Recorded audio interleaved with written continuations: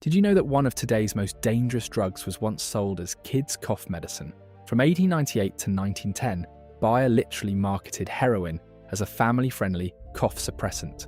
They called it Bayer Heroin and claimed it was non-addictive and safer than morphine. Parents were giving their children actual heroin for minor coughs, thinking they were being responsible caregivers. Bayer's brilliant marketing strategy: create an entire generation of accidental addicts, while positioning themselves as the caring pharmaceutical company. Because nothing says trust us like hooking kids on opioids.